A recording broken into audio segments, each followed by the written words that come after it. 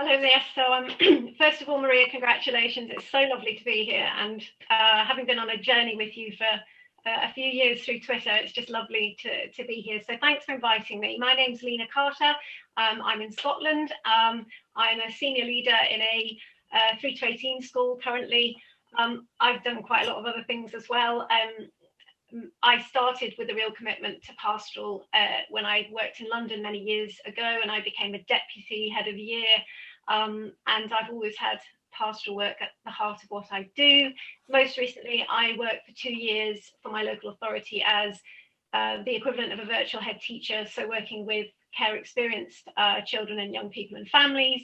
And so when Maria asked me to perhaps talk about trauma tonight, that's something that I've had a lot of experience of talking about over the last couple of years. And I also worked to develop the Scottish model of trauma responsive practice. And I've done that sort of at national level over the last couple of years. So that's me. Brilliant. Thank you, Lena. Question I've got for you is how a school community can ensure it is responsive to the needs of pupils and staff who have experienced trauma?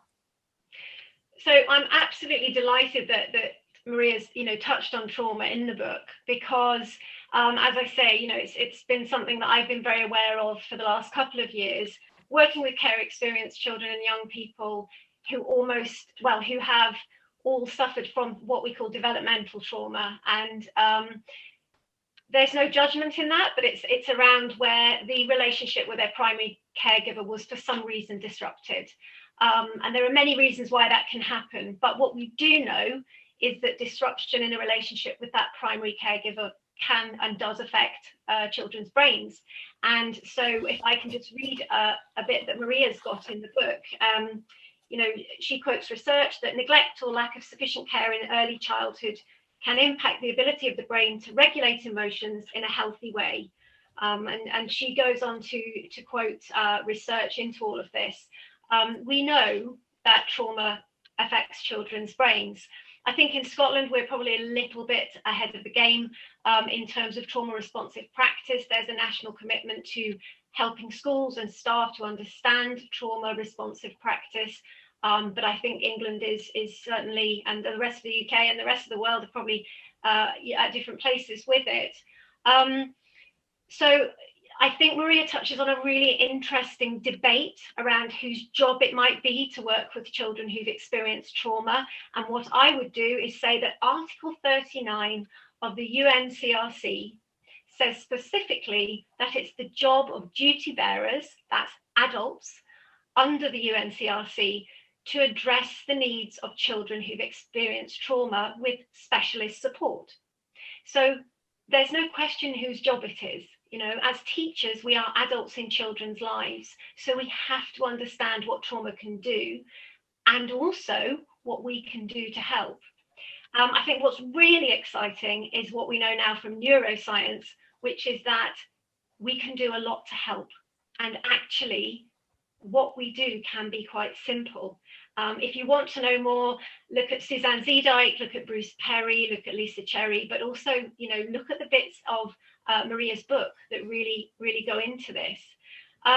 But what we know is that developmental trauma can be healed by positive relationships with adults later in life and during childhood. So consistent, trusting, safe relationships. So I think it's really important to acknowledge, and I just wanted to quote something else that Maria said, that she talks about there's evidence that appropriately trained and supported school staff can achieve results comparable to those achieved by trained therapists in delivering a number of interventions addressing mild to moderate mental health problems. Now, here's the thing. I absolutely believe from experience, and I'm older than I look, I've been doing this for a long time, those interventions are the simple things that good teachers do. It's psychologically safe classrooms. It's inclusive classrooms. It's where the adults in the room are emotionally regulated themselves, curious and non-judgmental about children. And so how do we get that in schools? Well, again, Maria's touched on it, because it's about the culture of a school. And to go back to what Andrew said, it's about the adults as well. It's about the culture of the school, looking at adults, looking at children, and being curious about behaviours. And Maria has some wonderful questions that she suggests that we should ask of children. Are you kind to yourself? What makes you happy? What makes you sad? What are you saying to yourself? Would you say it to someone else? How often do you focus on your inner world? And do you have a sound understanding of what well-being is and how you can cultivate it? How about we ask teachers and adults to ask those questions of themselves as well? Because it's really important that the adults feel supported, that the adults can emotionally regulate, because once they do that, they can help to heal those brains. Schools have got such huge potential to heal trauma, but they also have the potential to re-traumatize, and we have to take this seriously. There's a really well-known expression that hurt people. So we need to enable the adults to look at what might be hurting them. We have to be honest, is some of the hurt that teachers feel sometimes coming from people making decisions that aren't in the best interests of school cultures. I'm going to stop. The last thing I want to say, healed and emotionally healthy adults can absolutely heal children, and that is proactive pastoral care.